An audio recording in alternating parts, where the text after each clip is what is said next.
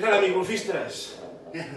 Ja portem una setmana i pico aquí ja, tancats, i res, us vull animar, que això ha de passar, té que passar, tard o tempran, té que passar, Con lo qual, aquesta setmana, la setmana passada vaig muntar lo de l'approach, allò que vam fer, i aquesta setmana he muntat això del pad.